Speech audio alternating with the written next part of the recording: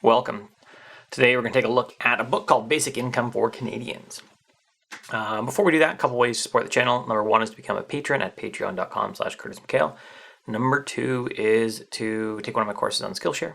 You can find those all if you go to curtismchale.ca/Skillshare, or there's direct links in the stuff below. And if you really want, you can jump into Discord. Again, link below. So let's talk about basic income in the Canadian context.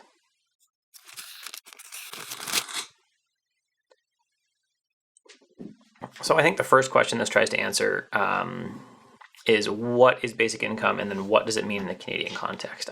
I'm actually not really going to go into the Canadian context as much, just because I didn't find that as like, whoa, this is revolutionary and totally changes for Canada.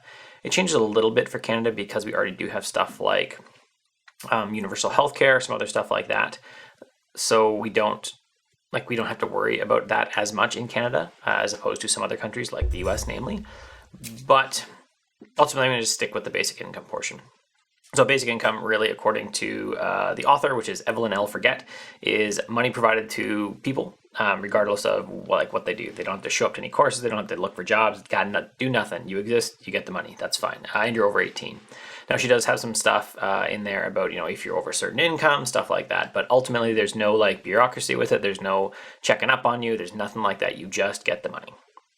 And she also talks about why do we even work? And Alex Sujung Kim Pang even looked at that. I don't have a note on that, but I know we looked at that, why do we work? And we've even predicted we wouldn't be working because we have so much more productivity. And yes, we do. And there's even a link to some charts below from epi.org looking at how productivity has increased exponentially since the 70s, and income is not kept with it, and we literally just work more. North Americans work about 30% more than Europeans, and they don't get paid 30% more. Now, the biggest benefit that Evelyn says comes from basic income is that it reduces scarcity. We talked a lot about that in the book, Scarcity, and those names are hard to say in the author. So Scarcity, there'll be a link up above for that. And what it really does is it means that you can make better decisions, because when you're stressed about money, you literally can't think about what's good parenting technique, what's how do I make sure that I'm taking care of my dental health, how do I stay focused at work. It's literally, you can't think of it because you're spending so much of your mental bandwidth just thinking about how am I possibly going to pay for rent. Now, one question that was interesting is what about income assistance, because Ontario does have this, and then I think it's Canada-wide. My wife might know, but we have a child tax benefit as well. So I get some money every month for basically having kids. And on Ontario's program, the reason I bring that up specifically is because it provides extended medical care. But the problem is you make enough money and then you lose that, but to actually get extended medical care for yourself, you need double or triple that. So it cuts it off long before you can actually afford to replace it yourself. And that brings to question, why would you even work to increase your income when you're going to lose a huge benefit that you can't get until you double it? And doubling it is a big thing, right? A 10% increase every year, maybe not so much, but doubling it, that's a huge effort for people. And so why would they even do that, or how could they even do that? She also brings up a really interesting point that when we let people live in poverty, we're saying that poverty is okay. We're saying that living to paycheck is okay. It's okay with society for your people to have bad dental care, that we don't value that, and that we'd rather pay, really what we're saying is we'd rather pay the long-term consequences of that as we deal in our caring for our elderly. We'd rather do that rather than help them now. We'd rather spend a whole bunch of extra money in poor health outcomes later. And one of the biggest, arguments against basic income is that people aren't going to work.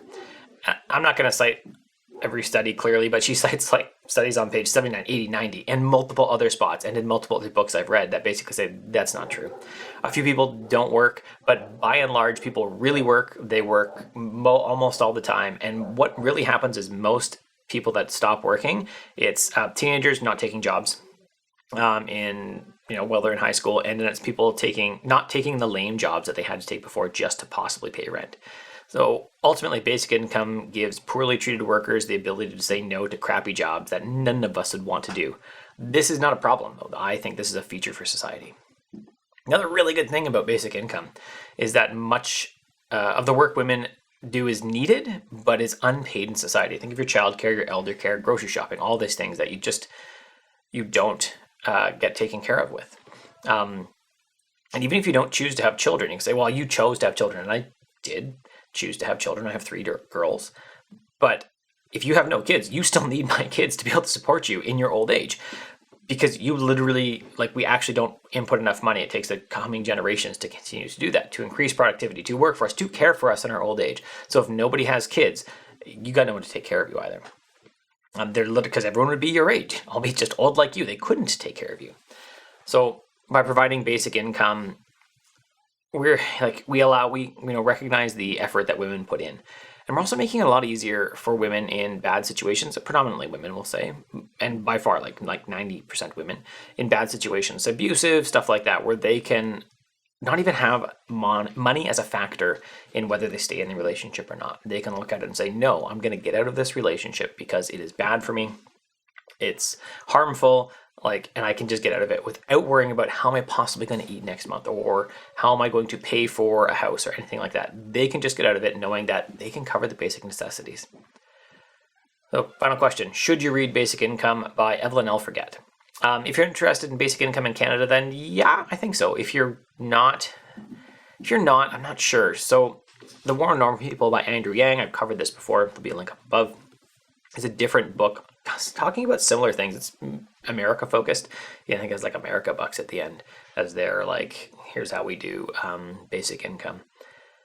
But it's also a book written for a different audience. His is written to gain popularity for a presidential run, for political stuff, whereas Evelyn's book is built for academic. So if you want to read the more academic book, this is a better one. If you want to read the more populist book, then Andrew Yang's is probably the better one. Ultimately, I think they're both worthy entries in the field, and I felt if I'm going to go look for studies, I'm going to go look at Evelyn Forget's book. And honestly, I'm not sure that I'll go back to Andrew Yang's book for. Anyway, that's it. If you liked the video, thumbs up below. If you loved it, subscribe, hit the bell. YouTube will let you know stuff happen. You can also become a patron at patreon.com/CurtisMcHale.